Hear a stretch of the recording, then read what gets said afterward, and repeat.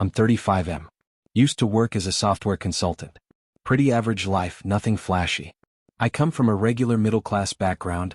Nothing was handed to me except one thing: my grandfather's inheritance. The man didn't believe in banks or stocks, just real estate and cash. When I turned 30, the trust kicked in. It was a decent chunk. I kept it low-key, never told more than a couple of close people, including my wife. We met in our late 20s, hit it off fast. She was sharp, driven, full of ambition. One of those, I'm gonna be a CEO types. I liked that about her, at the time. We moved in together pretty quick, got married a year later. She always talked about running her own agency someday, luxury branding, high-end clients, all that. She'd hop between jobs a lot, never really stayed long anywhere. Said she hated being told what to do. Fair. About a year and a half ago, she told me she wanted to finally start the agency. Said she had clients lined up, a solid business plan, just needed capital. She wanted to use my inheritance. I was hesitant, not because I didn't support her, but because that money was my only real safety net. It meant something. But she got emotional. Said I didn't believe in her, that I was holding her back, that she was tired of being treated like someone who couldn't lead. I caved. We drew up papers through a lawyer. She'd have 51%, I'd keep 49% since I was funding it all. That way I could help manage things without micromanaging. It felt fair. She got the control she wanted and I kept a foot in the door. So for the next 6 months things seemed fine. Office lease, branding materials, promo content, her posting on LinkedIn every week with motivational quotes. The usual. But something felt off. Calls she wouldn't take near me, locking her laptop, leaving me out of business conversations even though I was technically her co-owner. Then one night she left her laptop open while charging it. I wasn't snooping, just needed to plug in my own charger. But I saw a file on the desktop named Phase 3, Exit Strategy. Couldn't resist. I opened it. It was a detailed plan, her plan.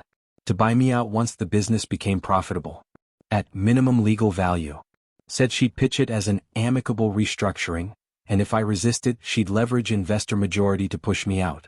There were also lines about avoiding emotional conversations and keeping me uninvolved until absolutely necessary. My stomach dropped. This wasn't just a disagreement. This was planned. From the start. I didn't say anything. I just started paying attention. Half the investors she bragged about bringing in were actually my connections. Old colleagues, former clients, college buddies. She didn't even realize. So I called them. Privately. Explained what was going on, calmly, with proof. Showed them the memo. Told them I was pulling out. Didn't ask them to do anything, just shared the truth. They started backing out. Quietly. Strategically. One by one. Meanwhile, she had been collecting big deposits from clients, $10K, $20,000 retainers. The money sat in our joint business account. She assumed I wasn't keeping track. But I refunded every single one. Sent formal notices. After internal review, we've decided not to move forward with your project. Full deposit returned. No one got scammed. No one lost a dime. I did it before she could spend it. Logged everything. Shared it with our lawyer. Then I paused the business. Website down. Socials deactivated. Sent a formal message to the lawyer saying due to internal breach of trust and investor withdrawal, we were halting all operations. All of it, legal. Clean. She had no clue. Launch day came. She got all dressed up, heels and all, ready for her big CEO moment. Walked into an empty office. No team. No clients. No emails. Her phone? 58 missed calls. All from clients asking what happened, why their contracts were canceled, why the business was shut down. A couple of them already airing things out online. I had set the auto replies on email to explain that the company was on hold due to restructuring. No lies. Just vague enough. She came home raging. Screaming. Demanding answers. Threw her bag on the couch and said I ruined her life. I didn't raise my voice. Just opened my laptop and showed her the exit plan. The one she wrote. She froze. Then tried to spin it. Said it was just a draft, just thinking through future scenarios. That every smart business owner has a backup plan. I asked her one question: when exactly were you planning to tell me about it? She didn't answer. Just stood there. She tried to turn it around. Said I violated her trust, went behind her back, overreacted. Classic deflection. I let her talk. Then I told her I'd already filed for divorce. She lost it. In the weeks after, she went scorched earth. Told people I was controlling, jealous, unstable. Said I ruined her future out of spite. Some mutuals believed her, but most didn't. She even tried to claim I stole from the company. Our lawyer shut that down fast. Every refund, every transfer, every decision had documentation. She was just mad I beat her at her own game. Then she tried to go after my inheritance. Said she deserved a share because it funded the business. What she forgot, what I reminded her of, was that we had a prenup. She laughed when I brought it up back then. Called it silly. But she signed it. Inheritance was off limits.